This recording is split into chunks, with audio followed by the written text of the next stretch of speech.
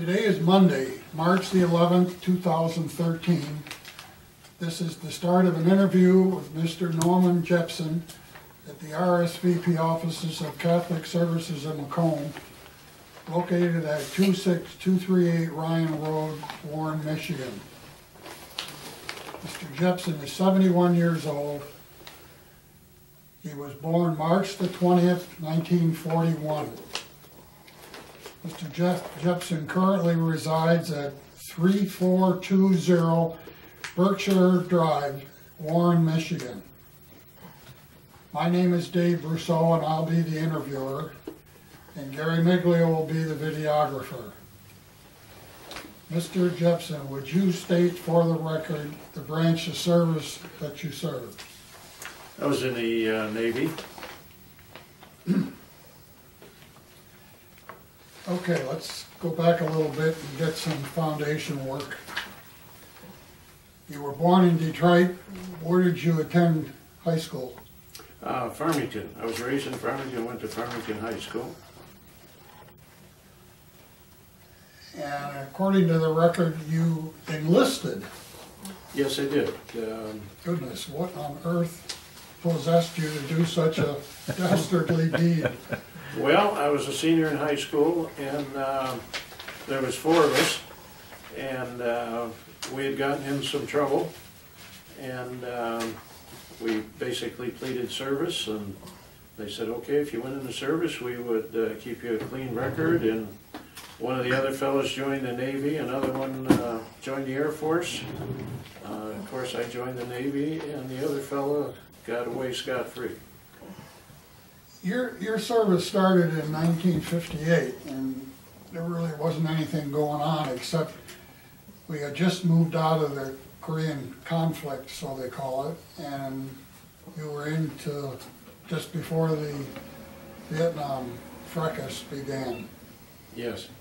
Was there any anticipation at that point of getting in the service and getting yourself shot at, or?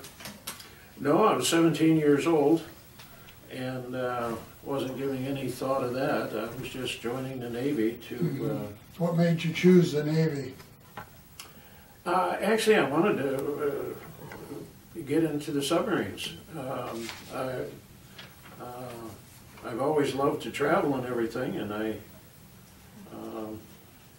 You were a big dude, though. 6'3"? 6'2", yeah. That a little big to get into subs? Well, I hadn't thought of that. As it turned out, I needed some work on my teeth. Oh. And it wasn't major or anything, but I needed some work on my teeth, and they said, you know, then we'll consider it. Well, and once I got aboard ship, they basically kept... I don't remember what they wore, but they had certain height and You weight. could be right, yeah. Just because of the smaller compartments and the difficulty with getting around. And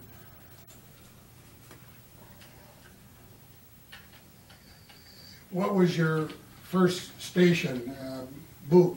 Where did you go? Well, I went to Great Lakes Boot Camp. First off, I went down to the fort in Detroit, and they gave you a battery of tests and everything, and I finished within the top 2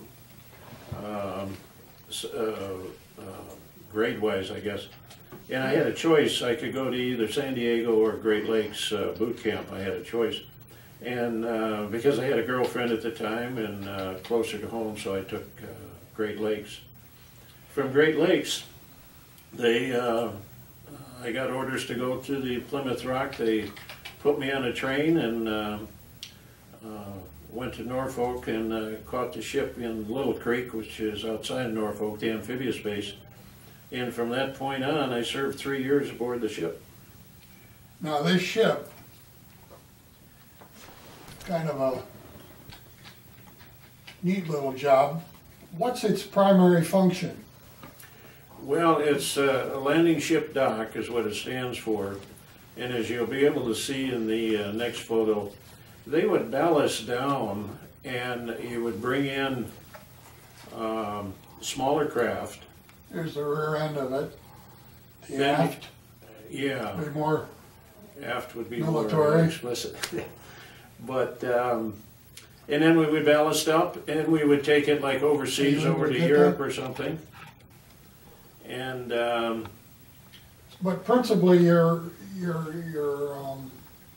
cargo was ships or boats. smaller ships and troops. One side of the ship is where the sailors, where we stayed, and on the other side was troop spaces.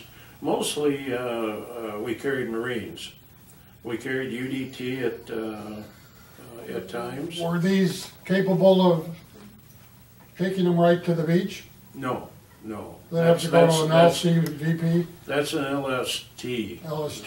That opened in the bow. Okay, okay. And then the smaller LSVPs? LCVPs were the smaller craft that hit the beach, yeah. And that was a boat coxswain. Now, the boat would actually sink. It ballasts down, Yeah. And then you could take on whatever you're gonna take on that's floating. And then come back up again to take it right out of the water? Yeah. Basically, the ship is hollow in the center. Yeah. There are some other pictures in here that are show you the huge hollow nature of the interior of that ship. It's neat. So, let me step back a minute. Were you of a sense of what was going on in the world at the time? Probably not. When you enlisted? Yeah, no, I had probably no idea when I think about it.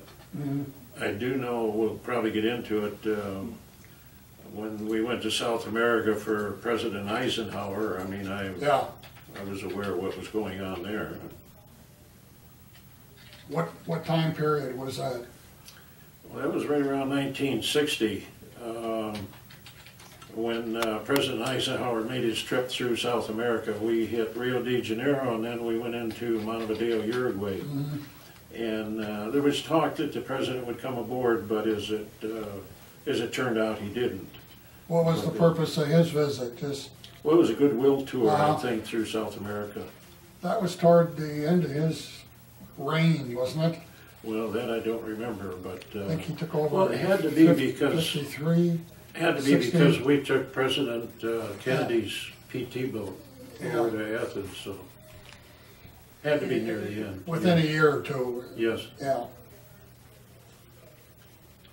So your first assignment was to the Plymouth Rock. And from that point, we left as soon as I got aboard, and it turns out we went by Cape Hatteras, and it turns out that was the worst storm I was. Hatteras is rough in the best of weather, in calm best weather. Yeah. They call it the graveyard of the Atlantic. But at that time, the ship was going back and forth to Guantanamo or Gitmo. We were taking Marines down for training, and then we'd pick Marines up and bring them back. How did this take to the ocean, okay? I'm sorry? How did this take to Good, good. We had one of the stewards up in the officers' area. If you took the line off the dock, he got sick. And I was fortunate. I was only one time in rough seas that I felt any squeamish or anything. I remember many a time sitting cross-legged on the deck holding the tray to, you know, to eat my meals and everything. It'd get pretty rough, but I'll tell you one story. We used to, we got some spring racks for our bedding and stuff, but you used to have to trace your wrecks, and you would put it up, and there was a long hook, and you would hook that up, and then you had a lot of room there and everything. Well, when you were out at sea, and the ship's rocking and rolling, you had this metal post that these were connected to, and as you went to one side, it would go clink, clink, clink, clink, clink, clink, clink.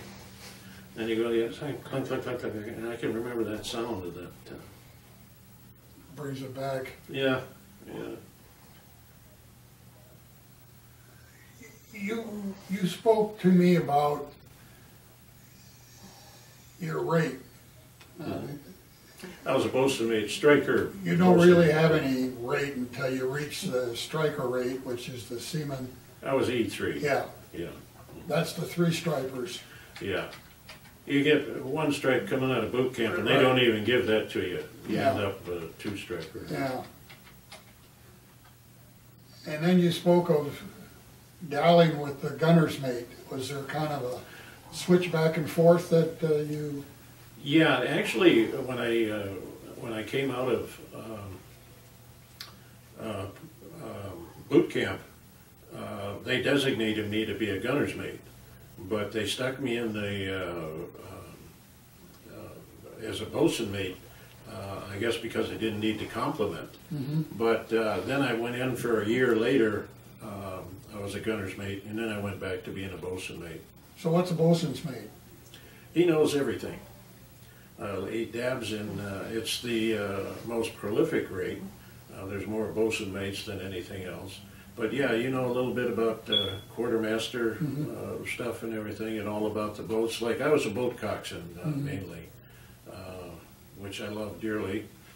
A little quick story. I went aboard and I was in charge of or painting the LCVPs that we had at the time and everything. And I painted this nice brass screw. I painted it white. And just glad that the warrant officer had a sense of humor, because you do not paint screws. Particularly brass ones. Yeah, exactly. So the bosun's mate's kind of a general All around. boat operation, and probably more prolific in the smaller boats where Yes. you just take over the charge of the boat. Right.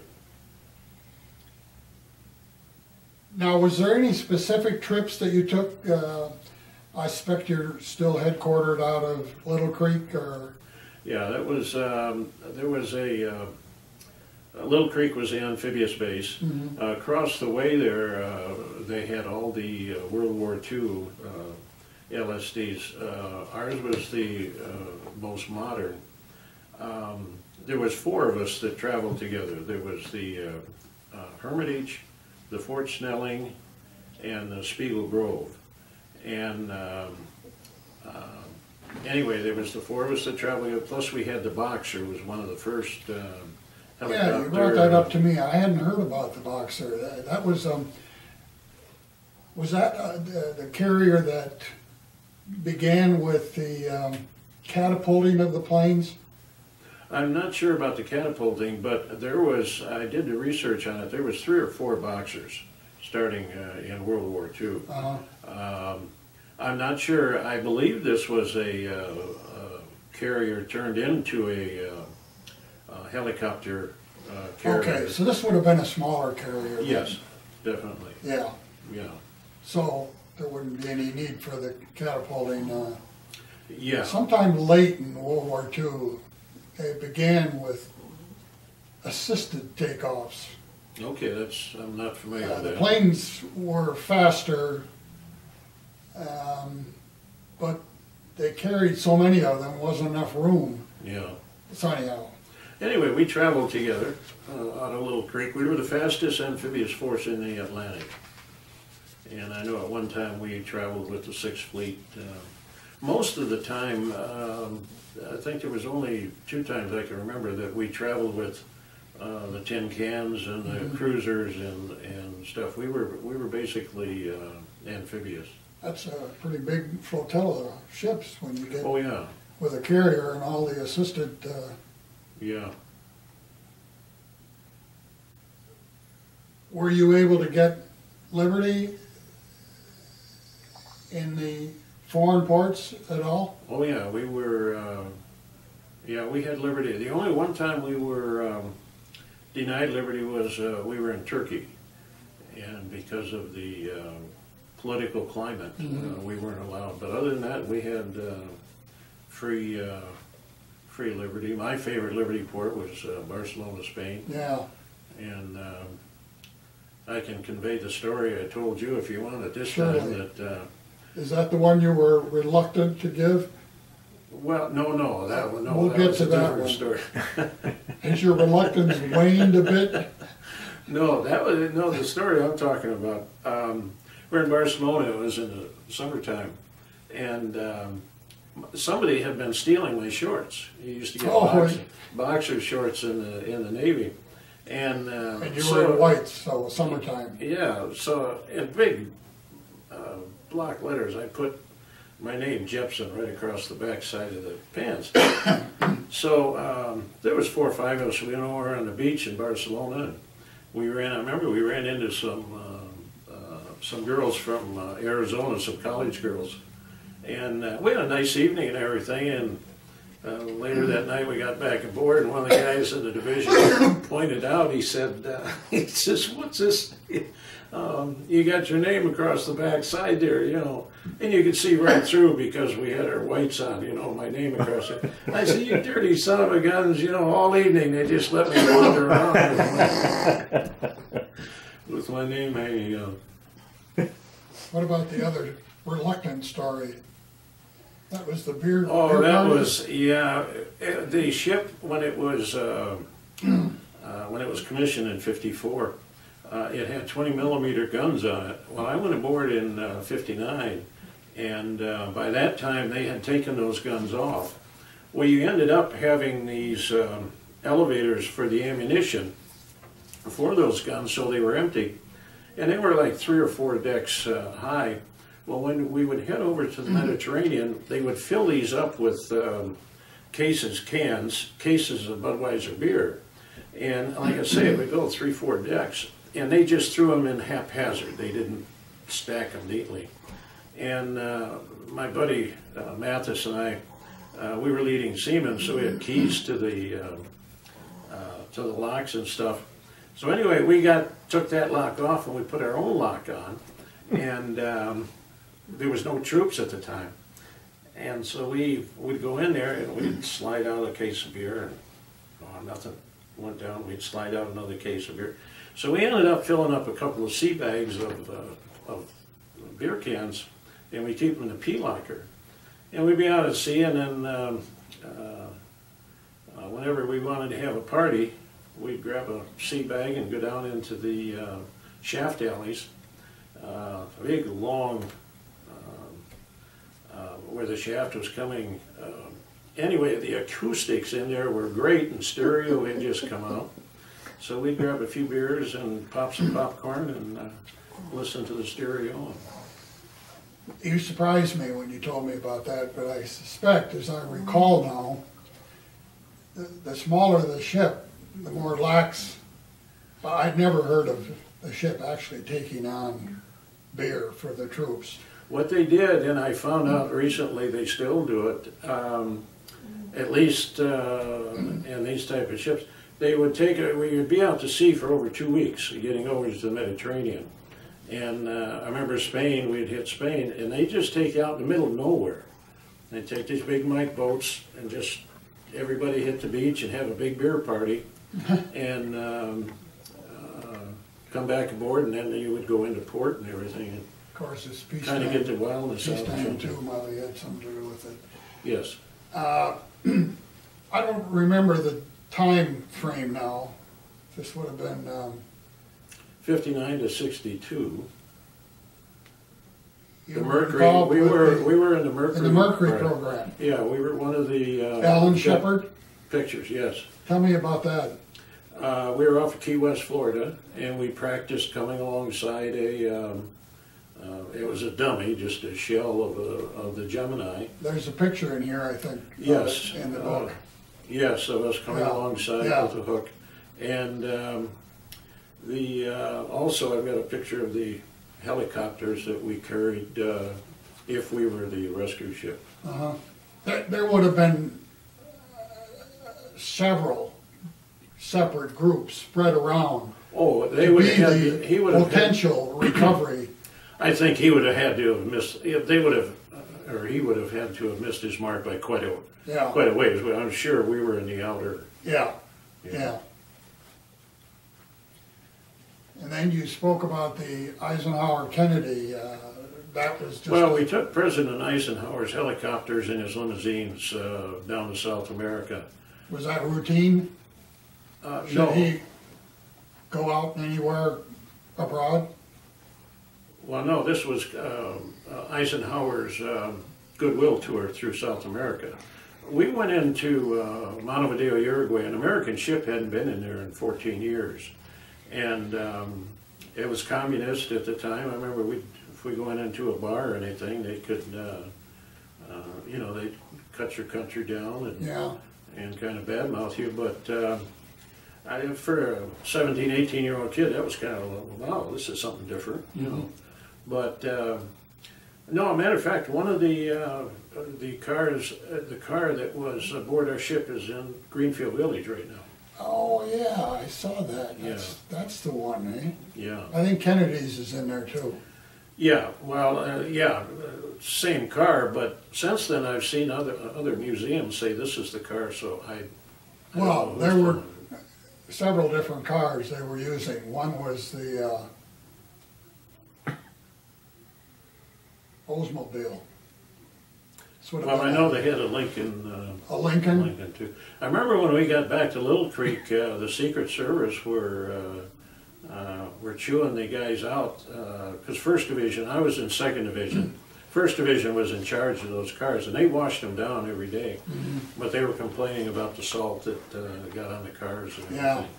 But anyway, the other question you asked, we took President Kennedy's modern PT boat over to Athens, Greece, when Jackie would go over and visit her sister.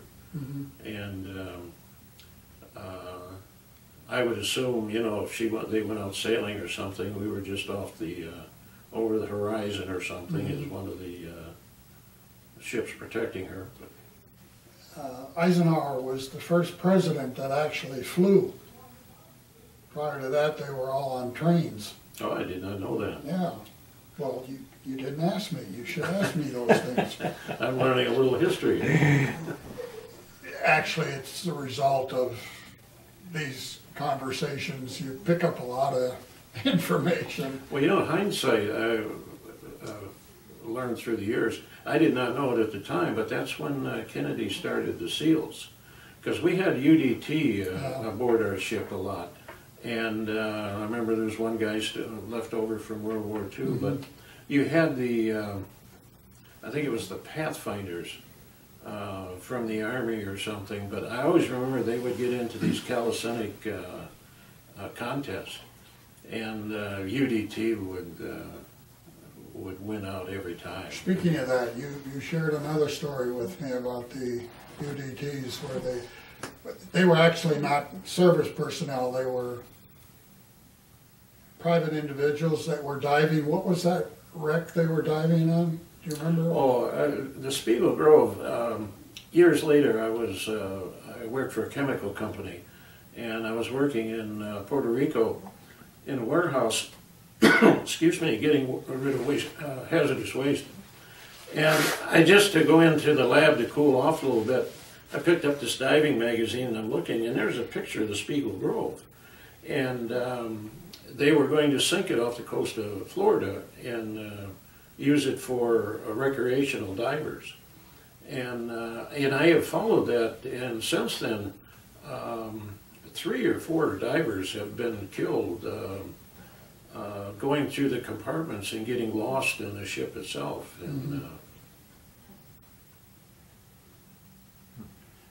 they ended up selling one of the other, I think it was the Fort Snelling.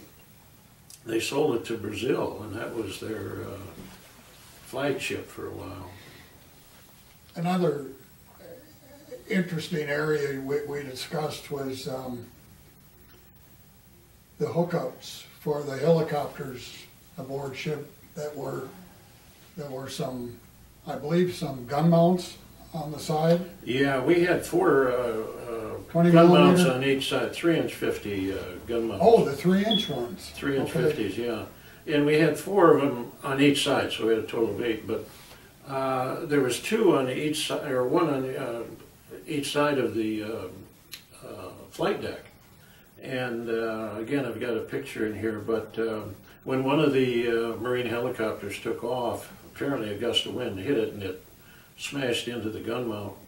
And we were in the yards in '62 when I got discharged, they took those gun mounts off. Think it was in reaction to that? Yeah, I'm sure it was. Just yeah. in the way. Give them more The clearance. pad was in the aft part of the ship, right Yes. at the tail end. Well, where the flight deck was. Yeah. Yeah. They, I told you a story, years later, I mean, I'd been out of the service for 30 years, 35 years, and my wife had been in and out of the hospital quite a bit. She knew I liked museums, so she says, why don't you just go to Chicago and go to all the different museums there? So I took 4 days, and I'm going through, and I went to the Science and Industry, and they, at the time, they had the only U-boat that was captured during World War II, and you could tour through it. And when you came out, they had all kinds of paraphernalia. You could see torpedoes and things like that. And I walked over the side, and they had this display thing with this melt glass on it, and it said amphibious forces, and there was my ship, the Plymouth Rock. And I just, wow, I can't believe this. And it was a Wednesday afternoon, and I looked around, and there was this fella, and his wife was kind of off a ways, but he was holding a young child. And I said, wow, I said, that's the ship I was aboard, and blah, blah. And he said, well, you must be excited. And I said, yeah. I said, see this gun mount on the back? This was taken after I was gone because this Marine helicopter hit it and everything. I'm going on and on. And I turned around and looked at him, and he gave me that look like, you know, who gives a shit? Wow. I got a big kick out of it. You were in peacetime, but had that been wartime, that would have been pretty important because that's the biggest gun you had aboard ship was the 3-inch. 3-inch 50s, yeah. And that's not real effective at doing much No, unless you're fighting another ship, and you're Yeah, well, certainly we not weren't- big enough to do that. So we weren't designed as attack ships. You Right. know, we were there. The other story on the 3-inch 50s, most of them were run by directors. I guess like computers or something, you know. But we had to practice with local surface, and I would sit alongside, and I had the controls here, and you look through, and you got the crosshairs, and we were off the, I don't know, 5,000 yards off the coast of Cuba, and they had a big circle on the cliff, and we would steam by, and we each had 10 rounds to shoot. And so the mounts up front fired first because you bracket, you go over, under, and to zero in. And they let the first shell go, and I just long time went by, and I wondered, what are they waiting for and everything. Well, long story short, by the time it got to me, when I let that first shell go by, you can't see anything. It's nothing but yellow powder, you know, and the smell and everything. Well, as it turned out, we happened to get a direct hit, and so I just kept firing, and we got 10 direct hits. Well, the ensign at the time, he had told us, the gunnery ensign, he had told us that whoever did the best would get a case of beer. And, well, we never got the case of beer. And I don't know, it was 20, 25 years later, he happened to be in Detroit. And I got in touch with him, you know, and I mentioned, you know, we never got that case of beer, you know. Well, ha, ha, ha, you know. Well, I ran the one of our reunions in Norfolk, it's probably 6, 8 years ago. And he happened to show up. And I mentioned, you know, I said, we never got that case of beer. And his wife was with him at the time, and they both started laughing because he was a brand new ensign, but he was a warrant officer. You know, he came up through the ranks. And when he went from his pay grade as a warrant officer to an ensign, he took a huge cut in pay. And both him and his wife were saying they couldn't have afforded a case of beer, you know. And like I was telling you, still haven't got the case of beer. should have settled for a 6-pack.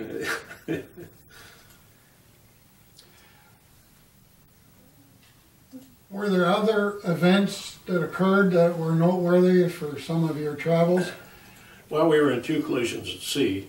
One, I might have alluded to it a little bit, but you have a supply ship, and there was an LST on this side, and we were on this side. And you have a wire that goes across, and then you have a pulley, and you pull it back and forth on this wire. Well, this,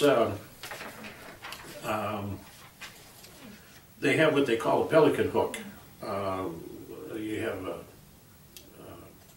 forget the name of it, but anyway, you put this pelican hook through this hole, and you slide a D-ring over it. So when you want to let it go, you just slide that D-ring off, and it flies off. Well, the supply ship lost power. Excuse me. And it starts blowing the horn and everything. Well, before we could knock that D-ring off, the ship was already had lost power and everything. It was already back, and the wire never broke. It was the sound I never heard. I dove underneath a gun mount, because if the wire had ever snapped, I mean, it would cut you in half. But it actually pulled that ship right into the side of us, and their anchor punched a hole in the side and hit our Welland Davids, which are the LCVPs that put them in the water and everything, and busted those up. And then the other one was we're out in the middle of the Mediterranean, and they're doing exercises, and they start throwing flags and all this stuff, and everybody starts maneuvering. And we could see it was the Vermilion was coming for us. We're going here, and the Vermilion's over here, and it seemed like it was a long way off. I happened to be on the bridge at the time, and they had time to go get the captain and bring him aboard, so he took command, so that he was in command when that ship hit us. Mm-hmm. And by that time, it did hit us a glancing blow. The Vermilion had lost power, and it hit us a glancing blow.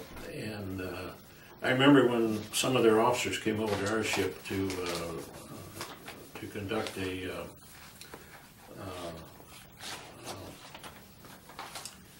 to inspect us. Mm-hmm. They came over and they brought us a big hunk of their gun mount for souvenirs for us. What was the purpose behind the med cruises that you took? I think well, you took two of them? Well, there was always a contingent, like the one time I know we were with the 6th Fleet. Mm-hmm. You would spend 6 months there, and then somebody would come and relieve you.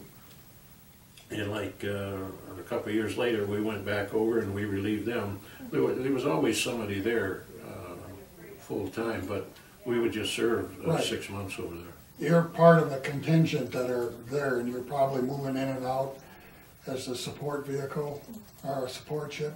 Yes, there's always somebody there, yeah. We just relieve each other back and forth. Did you ever get any liberty in some of those Haiti, Bermuda?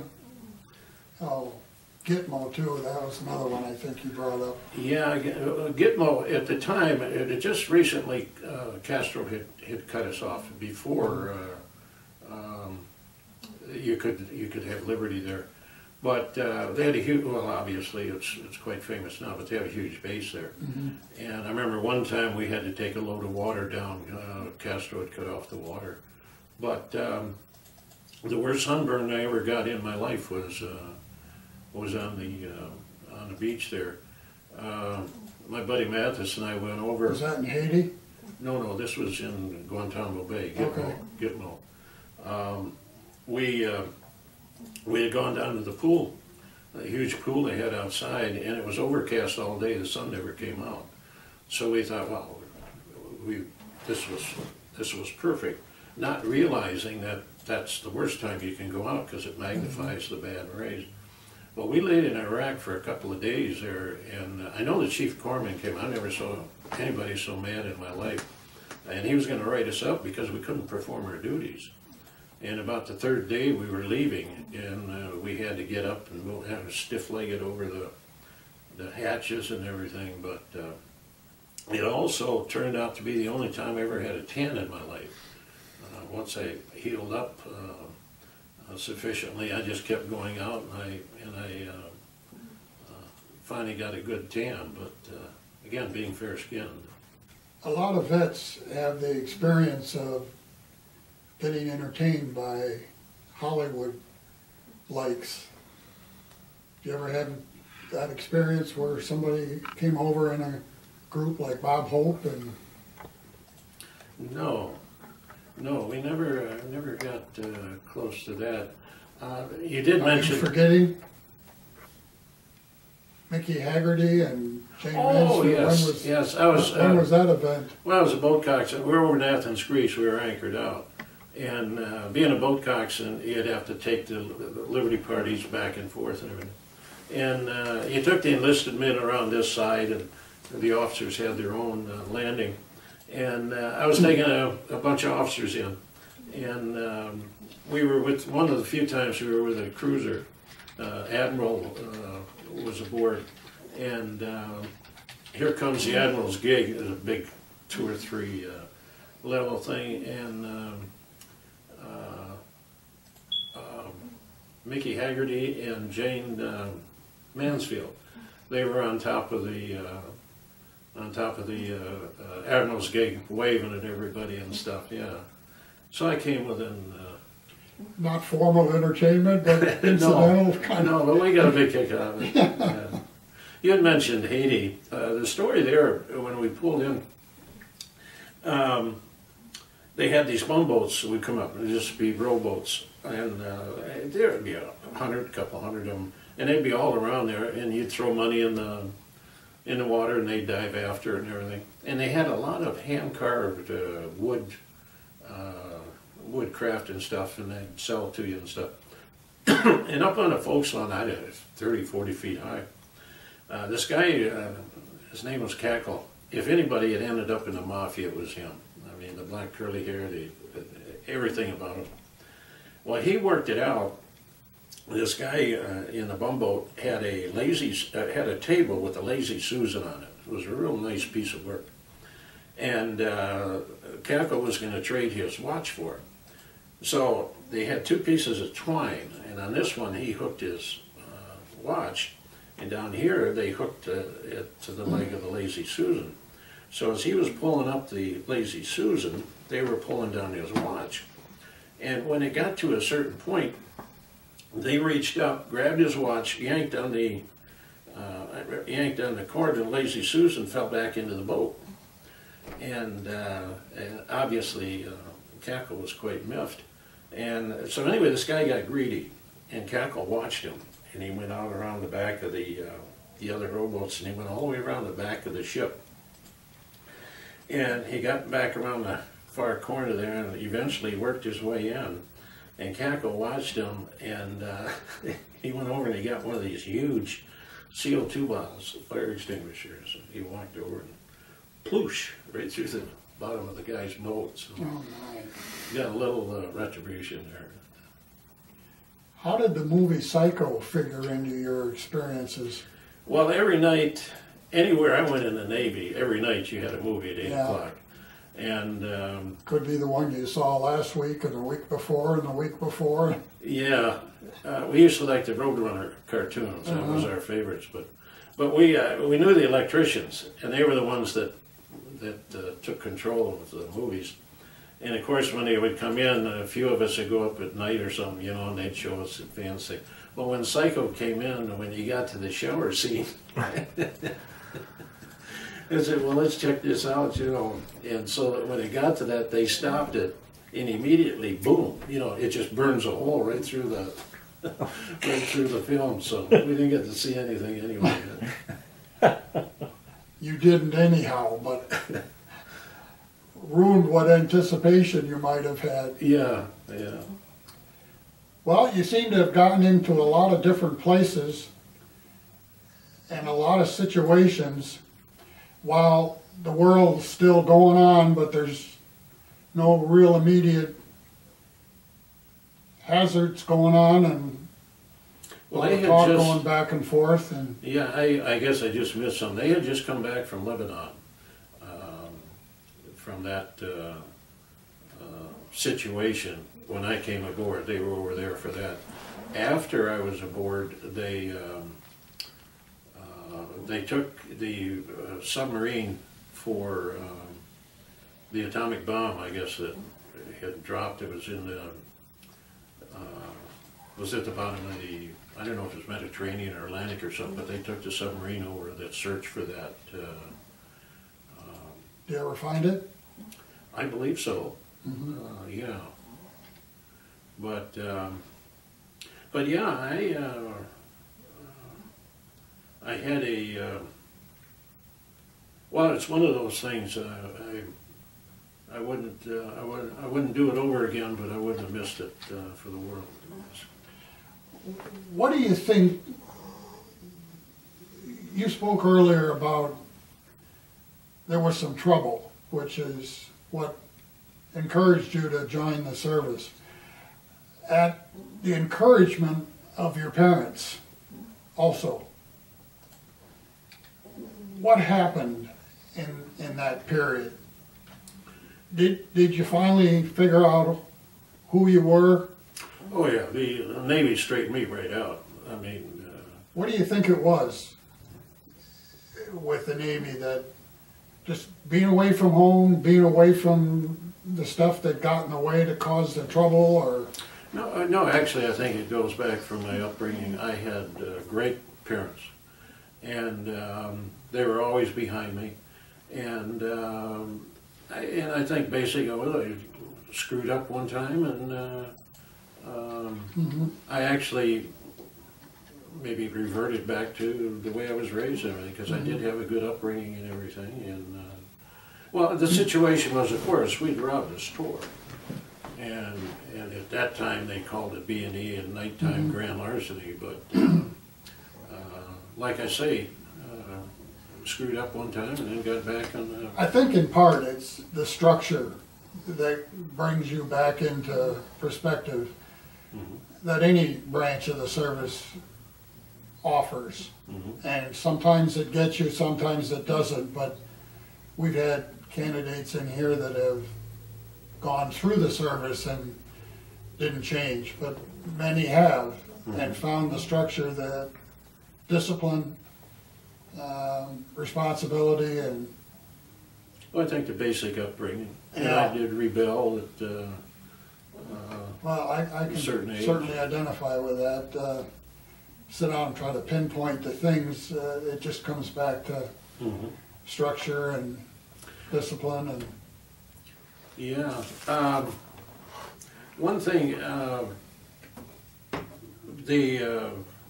I got out in March, and in just for some reason that triggered this. I think this is November 9th of 1962 in Life magazine.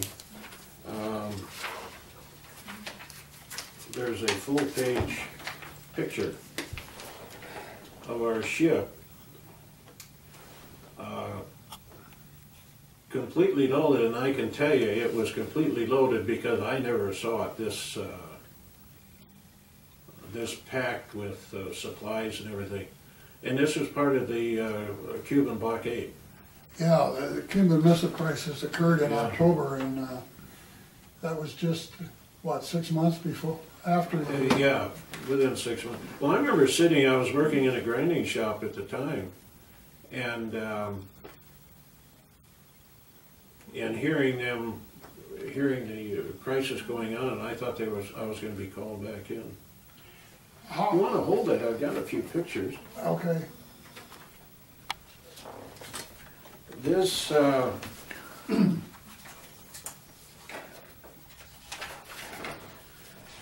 this is two of us, two of the ships, and there would be four of us. This is at the quay wall at Little Creek, but then there would be two connected. You'd have to cross over the one to get to the other, and you'd always want to be the inside one. Which brings another story.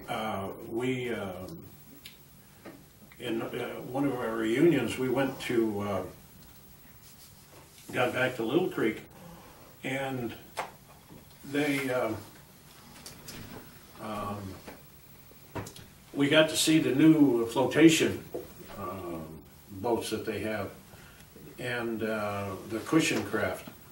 And they, the guy that gave the presentation and everything said they could do like close to 100 miles an hour or 100 knots. And I went out and talked to him later, and I said, boy, I said, you must have had to change pants after you did that. And he says, no, actually, he said it was like glass. It would had to have been glass, I guess, to go that. Yeah, the waves would have tore it up. Yeah.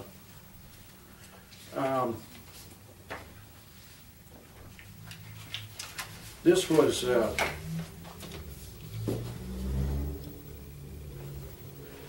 one of my jobs. That's one of the cranes. And that's one of you. It could be. I don't know who that is, but I always enjoy getting up there. You can see everything. And, this is Highline.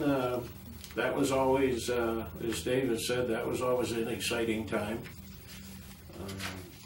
Being that close to another ship, and this always brings a smile to my face. This is a Mike boat. It's got twin screws. I went to school for that. I had a special patch on my uniform for doing that. It had twin screws, and you could make it walk sideways, turn on a dime with twin screws. This is one of the few ships where the bosun's become the captain. Oh, okay. I haven't heard that, but this is, we can't read it, but this is a commendation from President Eisenhower. A little commendation for our South America for being there. Here's a picture of being the water cabbie. Picture of I think they call them LCMs. We could take 3 of those and in our well deck, and again then take them overseas and they'd back out and hit the beach. And give you the size of the screw. This is a starboard screw on the ship in dry dock. And if you look at the bottom, you can see off on the one side, you can see a fork truck. I'll give you an idea of the size. Yeah. Forklifts give you the size of the Was screw. there a can of white paint sitting on the bottom there? I got it. This is one of the helicopters for the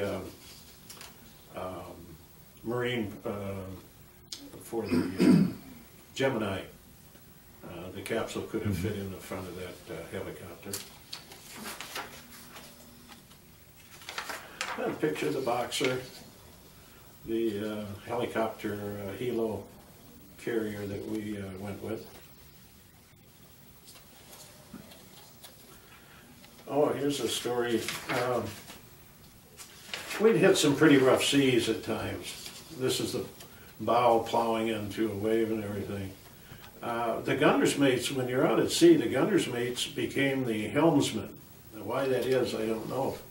But you had a small wheel. Obviously, it was all hydraulics and everything.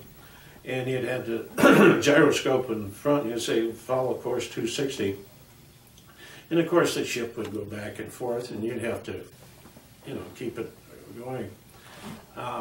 Well, in the morning, when they called reveille and time for breakfast, it was a gunner's mate sense of humor. We would flip that wheel a little bit, get it rocking and roll, to flip a little bit more the other way and everything back and forth. And like I say, it was nothing worse than just our center while the ship is pitching. That was our sense of humor. Yes. This is a picture of the 3-inch 50.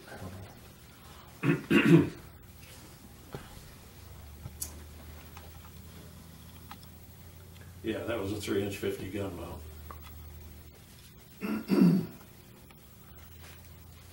I don't know if he wanted to show some of the... Yeah, there were a couple in here I thought were certainly worthy. Here's our bearded friend. Bring it. In pre-bearded days. Bring it this way a little bit from the top. There you go. There. Yep. That better? Yep. And everybody that looks at that says, is that you? There's a good picture of the...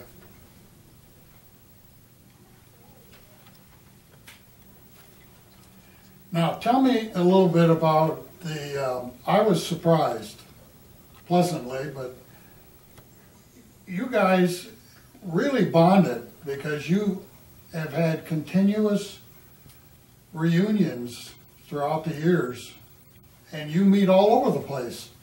Yeah, yeah.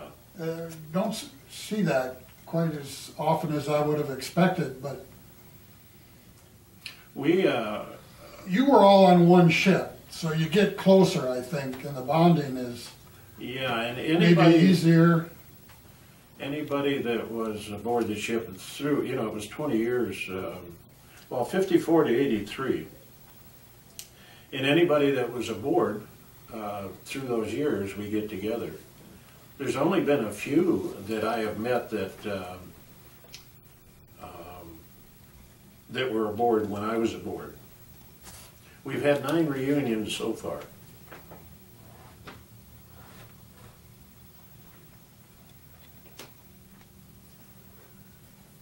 There's a picture here of a more current jet aircraft coming off a carrier. Do you recall what that was? Oh, that's a mouse pad. I just, I stuck that in there, I think for the saying. What's it say Okay. on there? Nothing really. Protect, Yeah, it looks like actually an advertisement. Life, liberty, and the pursuit of all who threaten it. yeah, I thought that was kind of neat. And then there's this welcome to Norfolk, commanding officer. Oh, those are different badges from the different reunions. I thought maybe that was your welcome to Norfolk. Oh, here's the interior of the.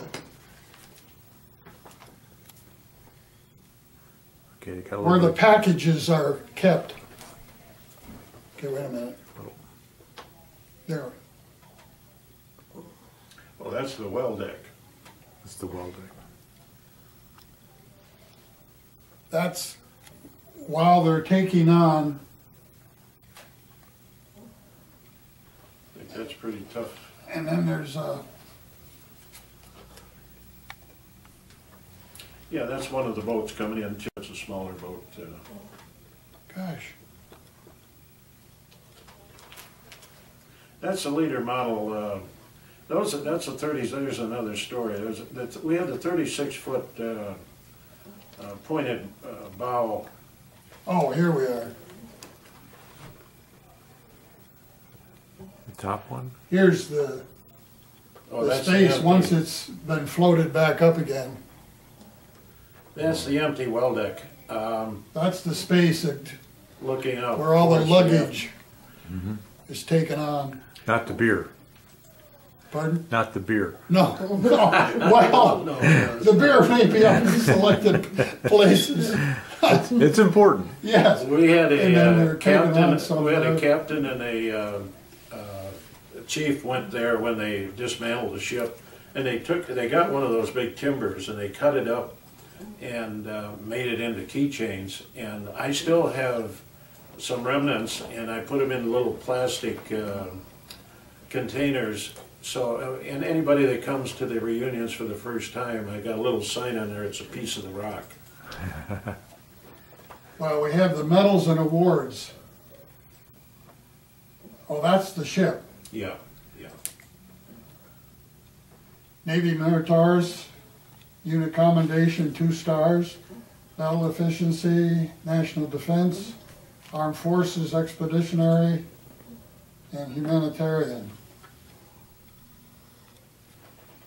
I started to tell about the boats, pointed bow that had a cabin in it and everything, and we were in the middle of the Mediterranean, and I was boat coxing it from one ship to another to take an inspection party, and it was pretty rough seas, and apparently I was going too fast for the weather. That's the 3-inch.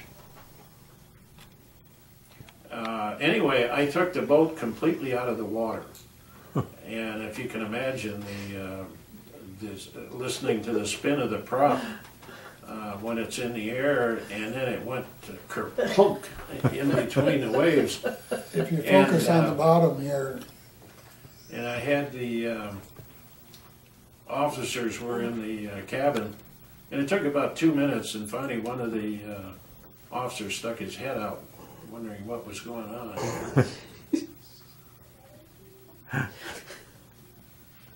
now are these the 3-inch on the bottom too? 3-inch 50s. Yeah. I believe that's from the backside.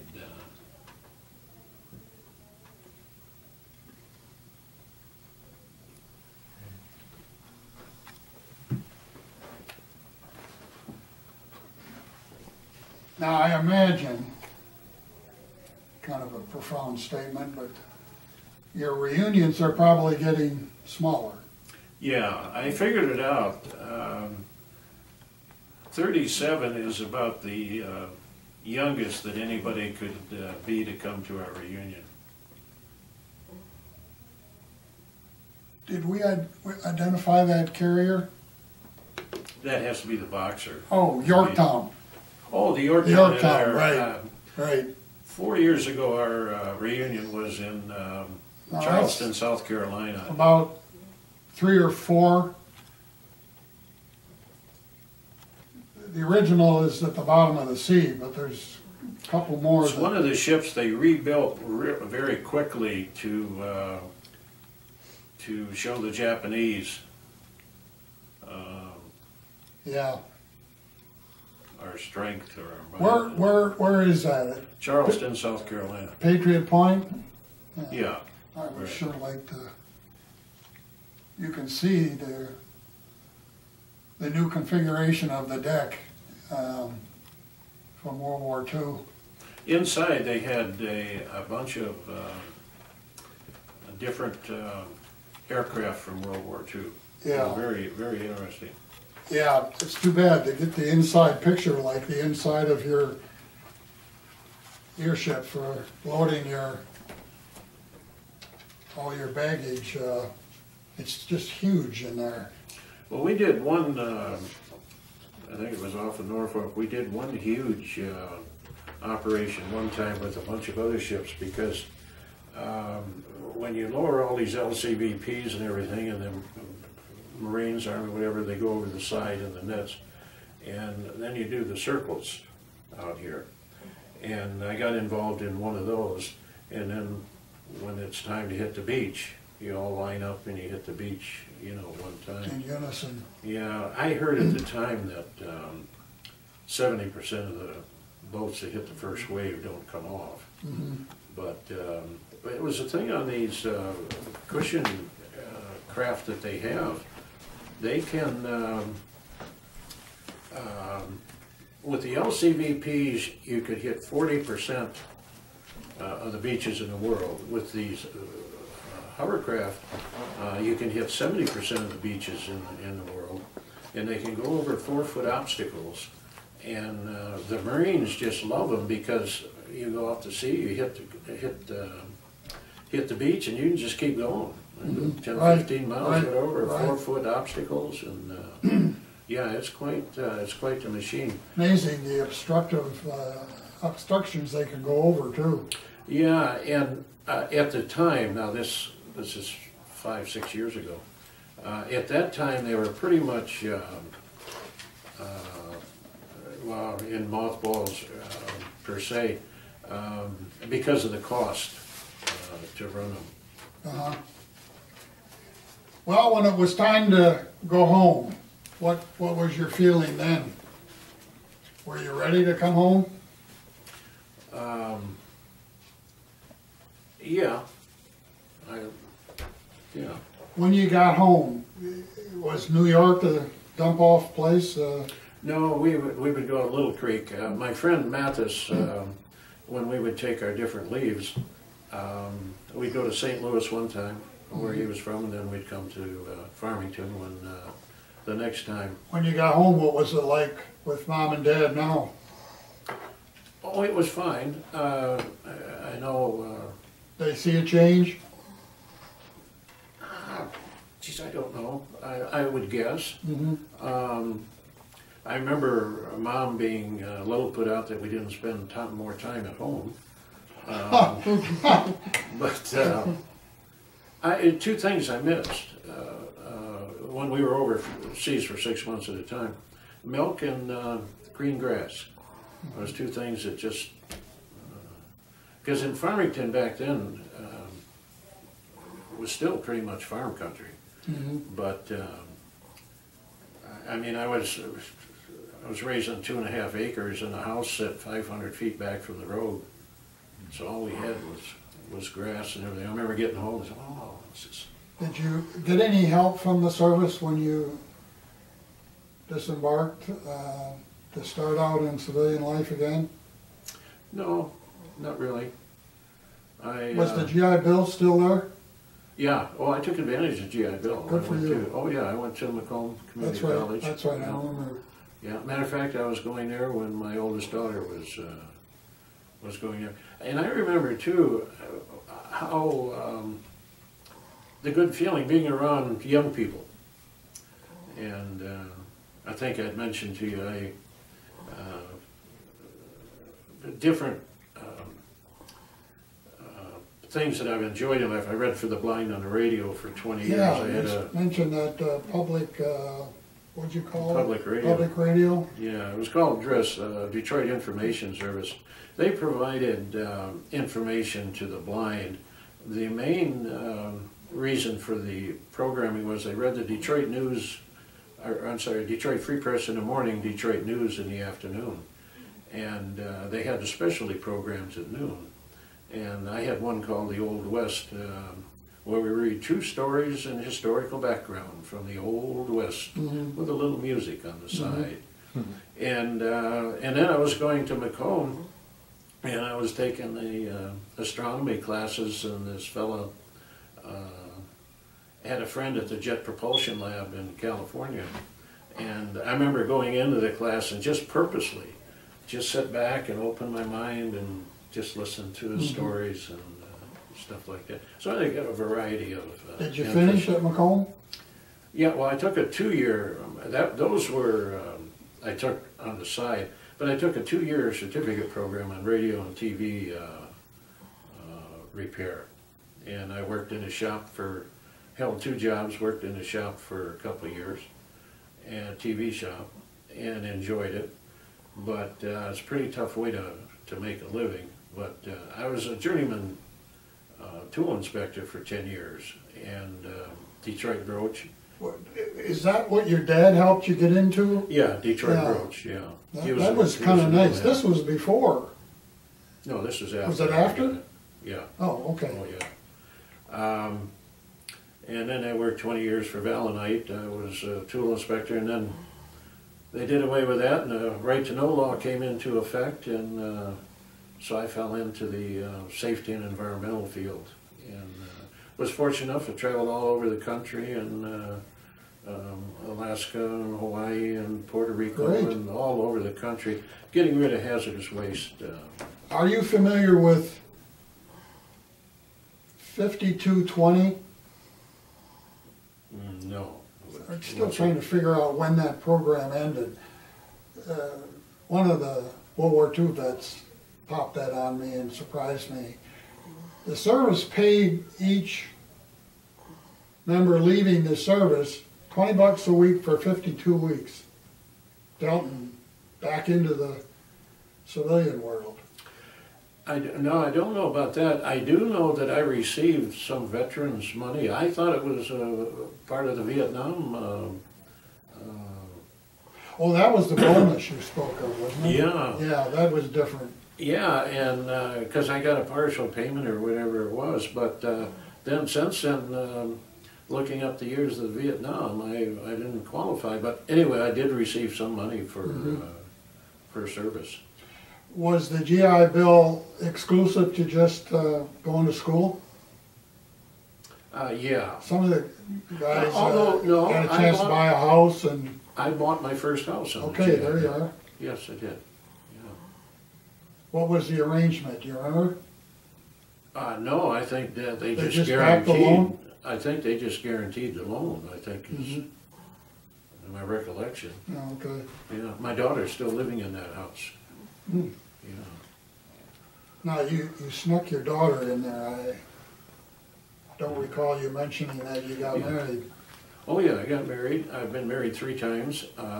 My first wife, we had Darlene, Sherry, and my son Carl. Mm-hmm.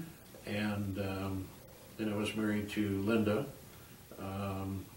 We did a lot of traveling. We enjoyed camping and everything. We did a lot of traveling on a motorcycle. We did Oh, goodness. 7,000 miles out west on a motorcycle in a month. And then I'm married to my present wife, Linda, my second wife. She passed away in 1990. And then my present wife, Bev, we've been married, I can't count the years. Remember, this is on DVD now. I do know this, she's leaving for Florida tomorrow with her Yeah, card you club. told me. How long is she going to be there? A week. Week? Yeah, she belongs to this card club, and it's a pretty tight-knit group. And her best girlfriend, she has a condo down there. And so the girls, you know, anywhere from 4 to 7 or 8, I guess, they go down there every spring. Now, we didn't speak about it, but the other day we did, about your younger brother who was in the Air Force. How did he go? He finished with the Air Force for... Yeah, he joined, I begged him not to. When I was in, when he was thinking of going in. And, but yeah, he joined the Air Force. He spent most of his time in France. Turned out he was a mechanic, Oh, no. truck mechanic. And, oh no, my brother is the greatest person on the face of the earth. He, even if he wasn't my brother. Is he around here? Or? He lives in Northville. Nice. He started to work in a garage, Dodge dealership, and crawling under these cars and everything. And he worked his butt off through Wayne State and graduated from Michigan, electrical engineer. Good. Worked for Ford's. He got a patent through Ford's and ended up got his not his master's, but the one just below master's. But anyway, he's a fascinating individual too. And he enlisted too. Yes, he enlisted in the Air Force. Yeah, he has got Einstein's autograph, Edison's Oh, my autograph, goodness. Henry Ford's. He has got a collection, Wow. bar none. Yeah, he's in antique radios, and you can go into his house, walk through a little bit, and go back through half hour Time. later and see stuff you didn't even see the first time. Just, Oh, goodness. yeah. Well, there's one other thing I want to bring up, and that's your extra activity, which kind of belies your beard. Oh, What do Santa you do in Claus. your free time? Yeah, no, I've been doing Santa Claus for about 10 years. I got a great story for you, too. I did Chicago for 2 years, because it paid pretty good and everything. But I do every venue that you can think of. I do homes. I just did the Salvation Army Mountain Road here. I didn't know they had a church, but I did those last year. But like I say, I do every kind of venue. But in Chicago, being Santa Claus, you get a lot of, and I worked a mall there outside of the airport, but you get a lot of adults that sit on your lap. Really? Oh yeah, they want their pictures taken, sure. But this lady, she got it. This is when the Chicago Bears were in the running for the Super Bowl at the time, and she had to be in her late 60s, whatever. And she's sitting on my lap, and she's, oh Santa, you've got to make sure the Bears win this Sunday. And without hesitation, I said, I'm sorry, Santa's from Detroit. But she didn't laugh. But, oh yeah, I've got my things. What do the elves learn in school? They learn the alphabet. Oh. You know, where does Frosty the Snowman keep his money? Do the kids pull your beard to see if it's real? Oh, yeah. Anyway, he keeps it in a snowbank. Yeah, but there's different stories on that. Usually I'd encourage the kids to do it. Well, now you can tell your friends you pulled Santa's beard. I had one that happened in Chicago too. The kid was probably 9, 10 years old. He said, "Can I pull your beard?" And I said, "Yeah." He grabbed the whole thing and just yanked as hard as he could, you know. And of course the tears start coming down my cheeks, and I'm saying, "Oh, why did you do that?" And he says, "Well, you told me I could." No, there's another story. It happened in Chicago too. Any blonde young girl that's about 5 or 6 years old, they all look exactly the same. Mhm. But anyway, this one is sitting on my lap, and I usually have this bit where I go, "What's your favorite cookie?"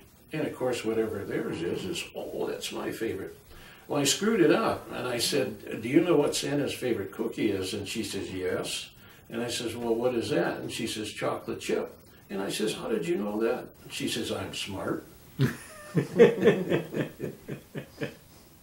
How could you go wrong with a chocolate chip? Yeah. Who in his Oh, I right just mind would found say, out. "I don't like chocolate chips"? Well, I just found out, I just joined this Professional Santa's Association, and they just had a huge banquet. And I was talking to one of the other Santas, and I told him that story, and he says, "Well, when they ask me what my favorite cookie is, I just tell them I like round ones." So that'll be part of my stick now, too. Yeah. Yeah. Well, any other questions you, Want to go through the locations on the bag?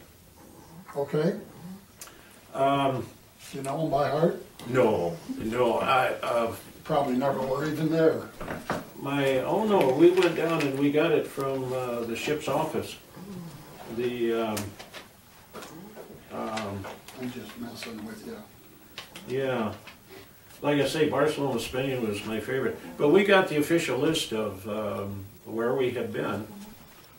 It's quite extensive. Well, you sure did get to a lot of different places.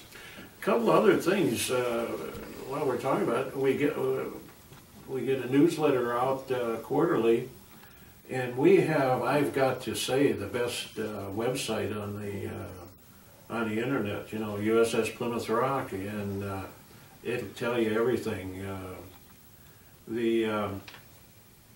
And while you've got it focused there, here is the fellow just donated this.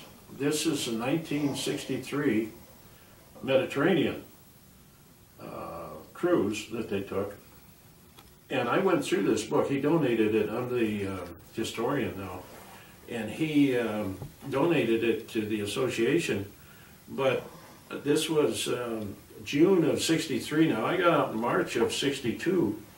And I went through the book, and I only recognized one person in the book. Not that you know everybody, like the engineering part of it and everything. You don't really get to know those fellas. What's the crew? How many in the crew? It's over 300. 300. Yeah, and a complement of, I don't know, 40, 50 officers. Really? Something like that, yeah. But anyway, it tells you somewhat of the turnover that you have. Yeah. Here's something. My nickname was Turk when I was aboard, and Where did you get that name? this is what's called a Turk head. It's a fancy knot.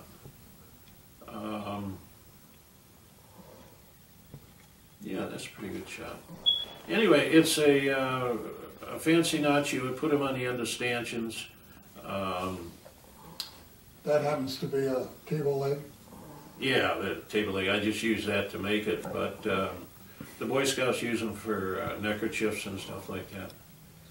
But as you had mentioned, we make the monkey fist. We used to make our own fenders, all kinds of stuff. But anyway, because I probably made hundreds of these things when I was young. And I just hooked up with the cranes that they're making from the from where the eagle handle meets the shaft, I'm now going to make a Turk head and put that on the cane.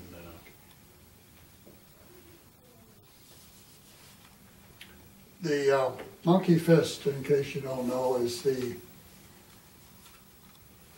small rope made up into a tight fist that they actually shoot it out of a gun Oh, to cross over to another ship that you're going to be trading stuff back and forth, and that is then connected to the bigger Well, you guys lifeline. you guys use guns. We used to have to Oh, climb the rope geez, and- easy. No, throw I don't know what it went boom or pop or whatever. It was kind of a half rifle, and Yeah. when you're out to the sea and it's blowing like crazy, and it's, as you can imagine, it's even worse than this. If you can imagine a ship, 20% the size of this battleship, with this wave action that occurs between the two of you, you shoot the fist because it'll go out, and then that's attached to a bigger one that hauls across, and those are the lifelines. That if it's going to be a refueling, then now that'll bring the big god-awful diesel fuel. That is the most barfy stuff. Yeah, and there's always Oh, a bunch of it on geez. the deck and everything. Anyhow, Here is, I just had these made up last year. I ran into the company and I took it to Reunion and took a few orders, but it's all done by laser. They had a booth at one of our carving shows. did you mention you were into wood carving? I didn't remember hearing that. Well, You are, and I found my vocation in life. I carve twice a week, and matter of fact, I'm supposed to be carving right now. But neat. and then I do scrapbooking on Friday. So Now, this obviously is not something you did with a knife. well, no, that's This through the is- store. That's yeah. laser. Yeah. It's still really neat. Well, when you do it with a laser, everything. I started to do scroll saw for a little bit, and I was going to make one of those, but it obviously a lot neater and easier. Any other questions anybody has? about Well, the two, I thank you folks for doing this. about the two patches that are on the table. Oh. Well, this is another carving. Yeah, that's a Christmas ornament, and the other one is, well, there's a story on the patch. I had those made up for our reunion in Norfolk, and there's actually, through the life of the ship, there's 3 different patches. But I had the patch made up with a company in Northville, and at the bottom of the patch, it's LSD 29, and when we got all the patches, and I forget how many we ordered, it said LSO. So they had to redo them all. Neat. It's pretty work. What's the significance of the alligator? Amphibious, Okay. yeah. The Is that an alligator with the- official insignia for This is an official. amphibious? The alligator? Yeah, Yeah. yeah. And like I just said, there's 3 different, that's an official patch. I mean, an official insignia. And they had also had 2 other ones. They had one before that, and I believe they had one after this. But that's the one, when I was aboard, that was the one we went by. They had huge plaques made of them. Mm-hmm. Yeah.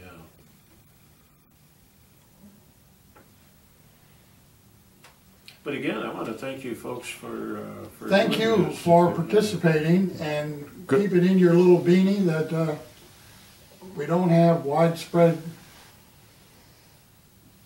notices out there. Actually, you found this in a newspaper, right? Yeah, one of the That's fellows. neat. We don't get too much from that source, but Would your brother be a candidate? I'll ask him. I definitely Yeah. will. Yeah. that'd be a good idea. He We'd has like to talk got to a, someone from the Air Force. He's got a famous story. Great. Enjoy that. They drove this huge wrecker, and he's got a great story about Mhm. that. Yeah, You can show them the DVD and sure. show them you'll be in the movies. Yeah, You got family? yeah, Well, maybe it's time they found out what he did. yeah. It's remarkable how many that come in here, their family don't know anything about what they did, Yeah, particularly the ones from World War II. yeah. Well, we play. I think the kids are learning. I say kids. My daughter Darlene and my son Carl and my brother and I. For going on 5 years or so, we play poker every Saturday. We play Texas Hold'em. We got the trophies and we have a little banquet and everything at the end of the year. So my brother and I trade stories once in a while, so the kids are picking up on it. But yeah, like you mentioned, my brother, he lost the tip of his finger when he was in, and this, like I say, this truck. Well, I'll allude to it a little bit. I guess I mentioned it, but That loss, was that from a kamikaze or? no, he was a mechanic, and he Oh, stuck Jesus. his finger where it didn't belong when they're putting a motor mount, I believe. And, He's got to dream up some real hazardous thing that occurred that well, that's what I was alluding to there. He just real bullet oversight. from a foreign jet or, No, there was a huge tractor or truck or something, civilian, that was stuck, and it was huge. And he brought out this big wrecker, and they hooked it up and everything, and all the citizens are around here and everything, and he's nervous and he's running the controls and everything, and the farmer I think was pinned underneath it, and he got it up, and it wasn't going to work out high enough, so he had to let it down again and bring it up. And then finally somebody tells him later that the front wheels of the truck were actually off the ground. Anyway, it's a great story. I'll see if he'll come and tell it.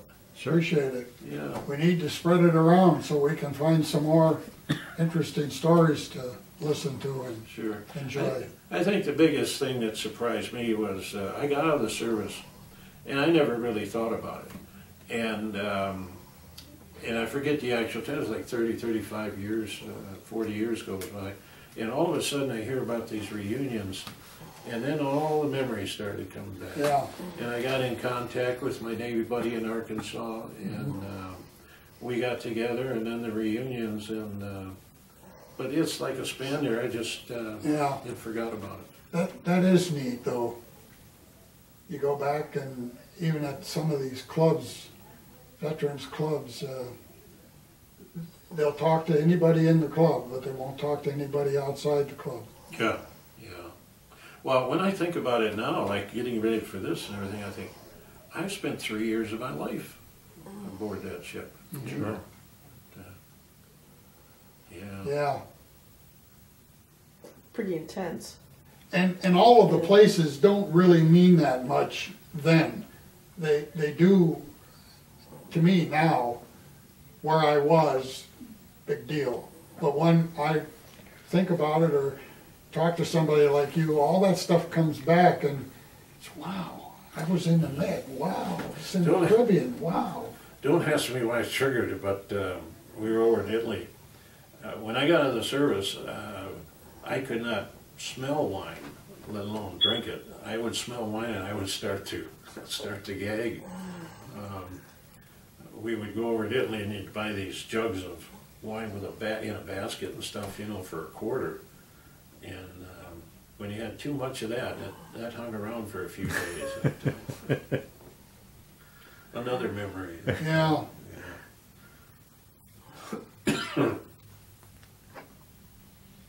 It's actually too bad that in your 3 years, you couldn't have had a chance to get on the other ocean. Yeah, I often I think about it I mean, now. I could was have. on all of them, and it was just the way things were.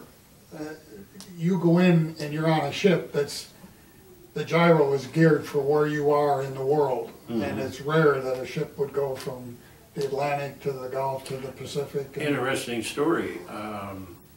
Basically, the ships in the Atlantic are even numbered. Yeah, And the 3 other LSDs were all even numbered, 30, 32, and 34, I think.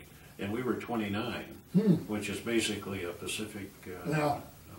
Well, they go around the Cape, and there's a lot of work that needs to be done with the gyro to get it acceptable on the other side of the world, but Yeah.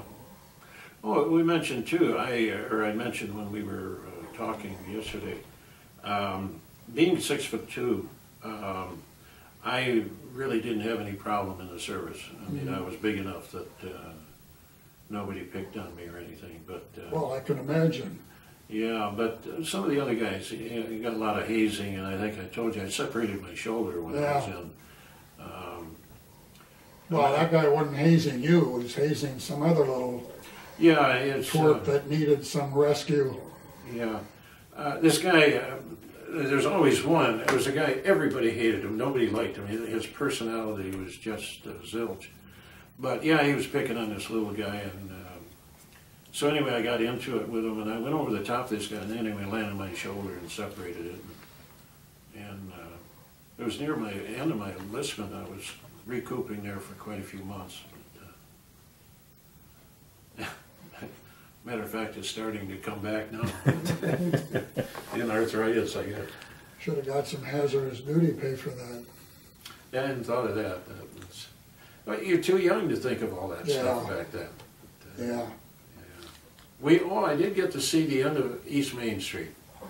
All the World War II bars were still there, and Kilroy's was our unofficial ship's bar. That's where we always went. But the day I got discharged, I had a '57 Ford convertible, and I remember I had the top down, and I just drove down East Main Street, and they were tearing all the bars down. I mean, it was just rubble, bricks, and everything. And the only thing standing in the middle of the one block was the stage of the burlesque theater, just standing out there in the air, and it was the only thing left standing there. What is East Main Street? That was the main street in Norfolk, where all the Oh, bars okay. were and everything. Okay. You still cannot get you couldn't then, and you still can't get a tattoo in Norfolk. And you had to go over to Portsmouth. And I would have, I don't have any doubt I would have gotten a tattoo, you know, if I could have got it there. But by the time I was ready to get one, I was too drunk to go over to Portsmouth. Yeah, those are towns that are Navy towns. Yeah, that was a Navy town. But I'll tell you, I have found out since then through our reunions when we went back to Norfolk and everything, they don't put up with that stuff anymore. I mean, if you come back with a drinking Dogs and problem, sailors, stay off the grass. Got signs on it. yeah. But if you come back with a drinking problem or something, well, they're right on top of you. Yeah, it's. I was quite impressed with the way things are going there now. And they don't just ship anybody over. They used to try, they would do anything to suck you into to shipping over. And feel so sorry for these guys. They give you $1,000 or something to ship over, and they would blow that, and then they got another 4 years to serve. But they just came out with a START program at that time, an educational thing. But you have to improve yourself to be qualified to ship over. I know I talked to the recruiters for our reunions. I go in and get the peripherals that they have to give out to the pencils and stuff like that. But they don't have any problem, you know, getting college people to join the Navy and stuff like that. And we had a first class had just made chief. He was an atomic welder, and he was telling us all about it, that you have to improve yourself. You can't just say, I want to ship over. Yeah. You have to prove yourself. Well, they were selective in the 50s. And there was a lot of training offered. And when you took tests, the tests would dictate where you would end up.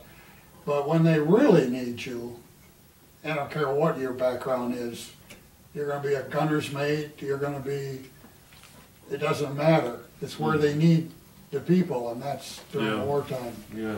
Something else just popped in my mind. I'm a shellback.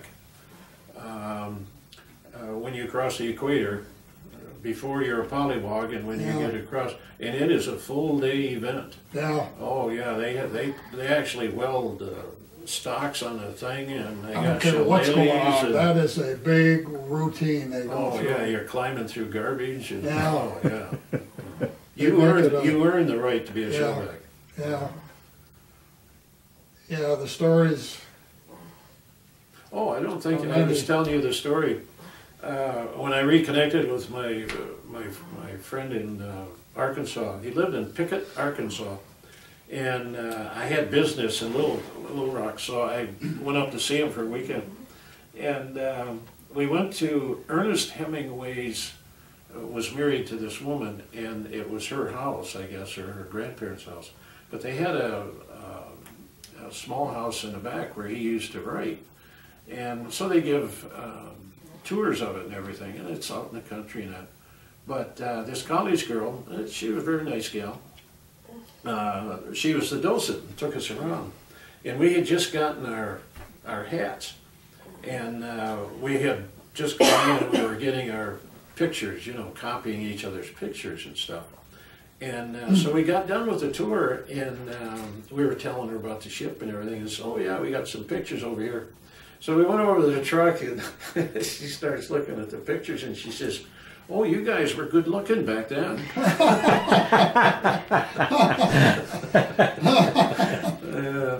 Thanks for that. Yeah, I had to reflect on that. Yeah. Thanks a lot. And she never did figure out what she had said. Yeah. But yeah, my Navy buddy, it was funny. We had a falling out just before I got discharged, so we didn't stay in touch. And like I said, then 40 years later we get together, and we put on a reunion together and spent some time together and everything. And, but he just he passed away about a year ago. great. Yeah, we have a memorial page on our website, and we acknowledge everybody that has passed at the reunions. Well, thank you very much, young man. Well, thank you again. Very appreciative of you sharing all that you had. Enjoyed the conversation. And I hope your family enjoys the DVD. It'll be kind of nice to sit back and let them hear all the stories. That Yeah, probably so do haven't heard. I hope they didn't get bored. It's kind of long, but I don't think they could. Thanks very much. Yeah, well, thank you. very interesting. What